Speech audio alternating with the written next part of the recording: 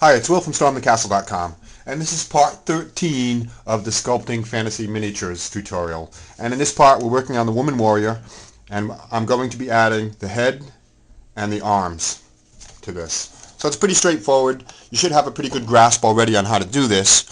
You can see I got the torso pretty much done, and the legs and whatnot, and the clothing, what little of it there is. And now I'm going to add the arms first to her, and it's pretty straightforward how you do this. And you take your sculpting putty, your sculpting epoxy, and you mix it up real good. Alright, I got my sculpting epoxy here, 2-part epoxy. I'm gonna mix it 50-50. Okay, I've got two portions here of my epoxy. I've got the resin and the hardener, and I like to make them. I like to get two clumps like this, so I can get them about the same size. So I know I got a 50-50 mix. And then now from there, it's just a matter of mixing those, just like that. And you keep kneading that until it's even, and you get a nice gray colored epoxy. I'll have about 2 hours to work that. Then, not really 2 hours. It'll start to be unworkable towards the end of those 2 hours, but 2 hours it'll be plenty of time for me to do both the arms and the head, and that'll be the end of this section of the tutorial, this part of the tutorial.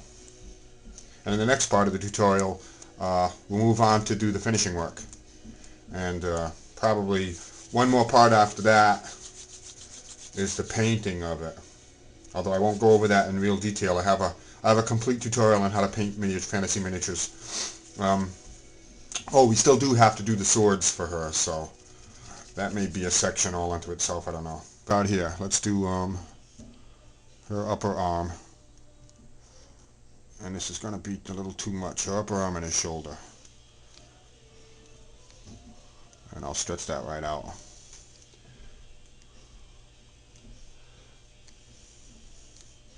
Get a sense for the musculature here. See, early on in the stage here is when you've just mixed it, it's going to be really sticky. But in 10-15 minutes, it's going to start to get a nice texture where it's not very sticky, but it's still very pliable. And you'll notice that.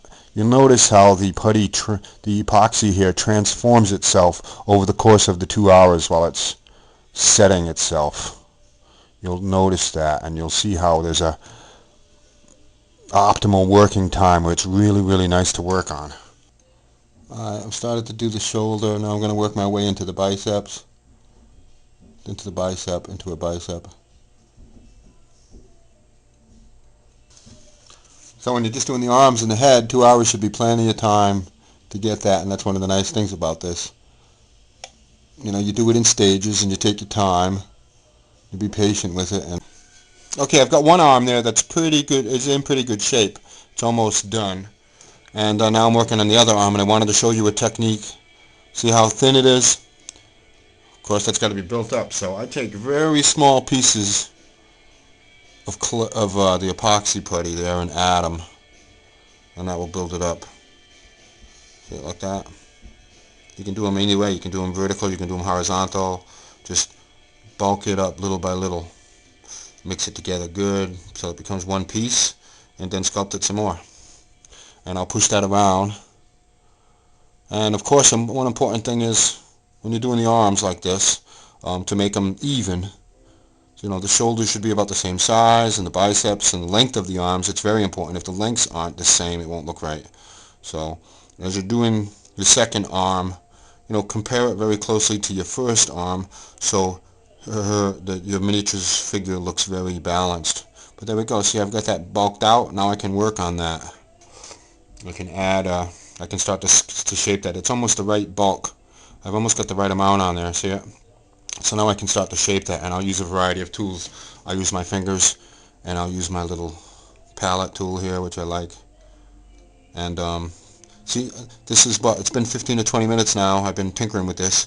And you can see that the epoxy there is starting to form without sticking. See, I can start to form that without it sticking to the tool so much. And as it starts to set over its 2-hour life cycle there, it'll be more and more like that. It will stick to you and your tool and your fingers less, yet still remain the ability to shape it. And and you schedule your time, how you're doing it accordingly. You do your basic major shapes at first, and as it starts to take the tool really well, then you start to move into your details. So that's a matter of practice. And if you buy this Procreate, which is my favorite, you get actually quite a bit of it. Even though it's only 2 small bars, you actually can do quite a bit with it. You can get a lot of miniatures out of it and get a lot of practice. And don't hesitate to practice. You don't have to make a great miniature every time. As a matter of fact, you probably won't. Practice with it and try to get shapes. Get a feel for 3 dimensions and how you're building it into a figure. Okay, this figure's starting to take shape here, the arms, and I wanted to show you that I switched to a finer tool here, and that's part of the process. You just get the detail further and further and sharper and smaller and smaller, and you see I've shifted to this very sharp pick here. It's a dental pick, and I have several different types that I can use, so all kinds of different curves and whatnot, and this way I can start to mold the finer details. And this is starting to come along nicely. Okay, I'm just about done with the arms, and now I'm going to be doing the head, and I wanted to show you that this is something you need to think about, is the head isn't just placed on there. There is a neck. I mean, that seems obvious at first, but sometimes the instinct is to make a head and then put it on there, when actually you should put a little bit of putty or clay on there for the neck, like this. Yeah.